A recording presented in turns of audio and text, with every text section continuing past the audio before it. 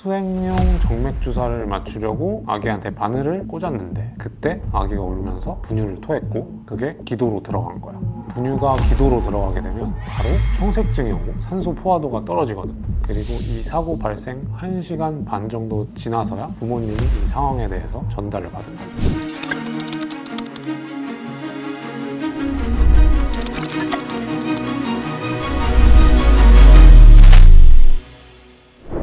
안녕하세요. 닥터앤 로이어. 안녕하세요. 데이비의원 인천부월점 대표원장 이택규입니다. 변호사 나희정입니다. 오늘은 제가 좀 무거운 주제를 가지고 왔는데요. 저희도 이 영상을 준비하면서 마음이 좀 무거웠는데요. 생후 5일 된 아이가 딱 한 번의 처치로 평생 장애를 안게 된 사건에 대한 이야기입니다. 맞아. 이 사건에 대해서 법원은 17억 원의 손해배상을 하도록 했어. 근데 이 판결에 대해서 굉장히 말이 많아. 병원 측의 잘못이 없는 건 아니지만 이 과도한 배상이 의료계를 위축시킬 수 있다는 거지. 이런 방식의 배상이 이어지면 결국 소아과를 누가 하겠느냐 이런 얘기지. 보니까 경기도 의사회 또 시스템에 문제가 있다고 판단해서 조치를 하고 있구나.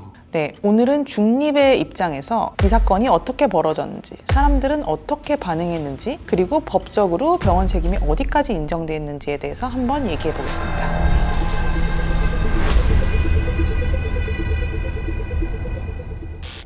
이건 3년 전 일이야. 이 아기는 둘째로 태어난 건강한 아기였는데 조금 지나 황달 수치가 좀 높아져서 태어난 지 5일째 입원 권유를 받았다고 해.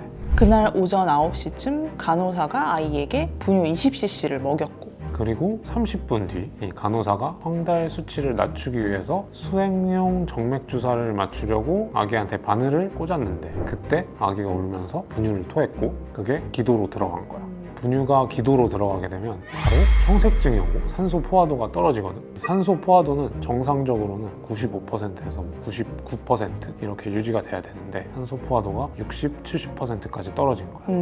그리고 이 사고 발생 1시간 반 정도 지나서야 부모님이 이 상황에 대해서 전달을 받은 거지. 그러고 나서야 대학병원으로 전원이 결정됐구나. 그 결과로 뇌에 산소 공급이 중단되면서 뇌 손상이 일어나게 된 거지. 걷기, 말하기, 심지어 손 쓰는 것까지도 도움이 필요한 상황이 된 거야. 너무 안타까운 일이지. 이 사건 올라오니까 댓글들이 난리더라고. 왜 수유한 다음에 주사를 바로 놓느냐. 1시간 반 동안이나 부모한테 얘기를 안 한 건 말이 안 된다. 뭐 이런 식의 반응들이 대부분이더라고. 사실 의료인 입장에서도 책임이 있는 부분은 있어. 수유 직후에는 소화 시간을 좀 주는 게 기본이잖아. 이미 상황이 발생한 다음에 응급처치를 뭐 하기는 했지만 이미 상황이 발생한 건 돌이킬 수가 없는 거잖아. 그리고 보호자에 대해서 알린 게 늦은 것도 사실 치명적인 거야. 그 시간 동안 다른 선택을 하기가 어렵잖아. 법원에서도 보호자에게 상세히 상황을 설명하지 않은 부분을 지적했어. 지난번에 눈밑 지방제거 사건에서도 마찬가지로 병원에서 환자한테 설명을 어떻게 했느냐, 초기에 대응을 어떻게 했느냐가 되게 문제가 됐잖아. 이번에도 환자랑 소통이 잘 이루어지지 않은 점이 사건을 더 키운 원인이 되는 거지. 사람들도 불가항력이라고 하기엔 기본적인 원칙이 무너졌다, 이렇게 많이 보는 것 같아. 법원은 병원의 책임을 80%로 봤어. 응급처치는 적절했지만 결국 사고의 원인을 만든 건 병원이라는 거지. 수유 후 30분 만에 주사를 했다라는 부분이 결정적이었다는 거네. 영유아의 특성상 위험이 크다는 걸 알면서도 했다는 점, 그리고 전원과 보호자 알림이 늦었다는 부분이 과실로 인정됐어. 이 배상금이 17억이라고 했잖아. 이 계산은 어떻게 되는 거야? 계산은 앞으로 평생 필요한 치료비, 간병비, 그리고 정상적으로 자랐다면 벌 수 있었던 기대 수익까지 다 포함된 거야. 그리고 위자료는 8천만 원이고. 아기가 이렇게 된 거에 대해서 감정적으로 사람들은 17억을 줄 수 있지라고 생각을 하는 것 같은데 반대로 생각했을 때 의료사고 배상금 치고는 되게 큰 액수 아니야? 맞아. 이런 소아에 대한 중증 장애 유발 케이스는 오히려 노인에 대한 사망 케이스보다 배상 금액이 더 크게 나오게 돼. 왜냐하면 피해자가 어린 나이일수록 기대 여명, 즉 앞으로 살아갈 기간이 길기 때문에 그동안의 치료비, 간병비가 모두 배상 범위에 포함돼. 거기에 장래 노동 능력을 상실했다고 보고 평생 벌 수 있었던 수익까지 산정을 하지. 그러다 보니 이렇게 피해 정도가 심각하게 되면 배상 규모가 10억 원을 넘어가게 되는 거야. 그래서 소아과나 산부인과 사건이 특히 환자의 특성상 금액이 높게 나올 수밖에 없게 돼. 근데 그렇게 되면 이전에도 소아과나 산부인과는 전공의가 없어서 난리였는데 맞아. 판결을 이런 식으로 너무 의료진한테 불리하게 해버리면 앞으로 이런 문제가 더 심해질 수밖에 없지 않을까? 맞아. 그래서 의료계는 그 부분을 상당히 지적을 하면서 이런 판결이 나올 때 어떤 판사의 개인적인 감정에 의해서 이런 결정을 한 게 아니냐 이렇게 지적들을 많이 하시고 오해를 하시는데 사실 우리나라 불법행위법의 구조상 이런 판결이 나올 수밖에 없다는 게 사실 난 더 문제라고 생각은 하거든. 어느 판사에게 가도 이런 식의 판결이 나올 수밖에 없는 게 사실 가장 큰 문제가 아닌가 이런 생각이 있어.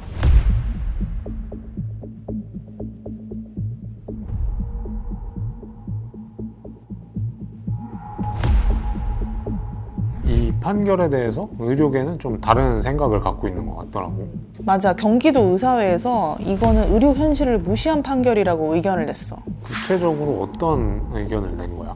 의료진이 당시 상황에서 최선의 응급 조치를 했음에도 불구하고 사후 결과만 보고 그렇게 과실 비율을 높게 잡은 건 불합리하다는 거지.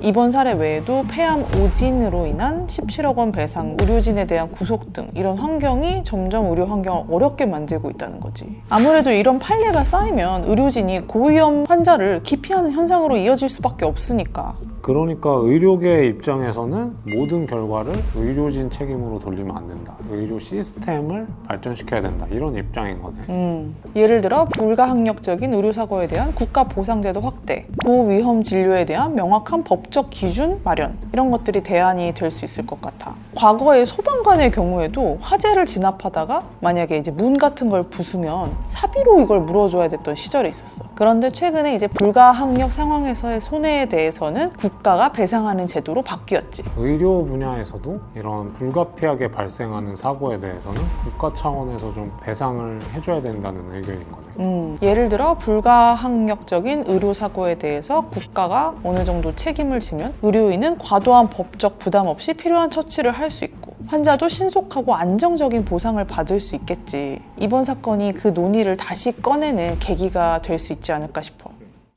이번 사건은 첫 대응의 중요성과 함께 작은 선택이 얼마나 큰 결과를 만들어내는지를 보여줬던 사건이었던 것 같습니다. 그리고 법적으로도 사고 이후의 대응이 환자와 의료진 모두에게 얼마나 큰 영향을 미치는지에 대해서 다시 한번 생각해 볼 수 있었던 사건이었습니다. 하지만 이건 한쪽의 책임만으로 끝낼 문제는 아닌 것 같습니다. 맞아요. 환자도 안전하게 진료받고 의료진도 위축되지 않고 필수 의료를 이어갈 수 있는 그런 환경이 필요하다고 생각합니다. 불가피한 사고에 대한 국가 차원의 보상 제도나 의료 현장에서 의료진과 환자 사이의 신뢰관계를 지켜줄 수 있는 장치가 필요하다고 생각됩니다. 의료계와 환자 모두가 상생할 수 있는 환경, 그것이 모두를 지킬 수 있는 길이라고 생각합니다. 저희 닥터앤로이어도 계속해서 이런 주제를 다뤄보도록 하겠습니다. 구독과 좋아요, 알림 설정 부탁드립니다. 감사합니다. 안녕. 안녕.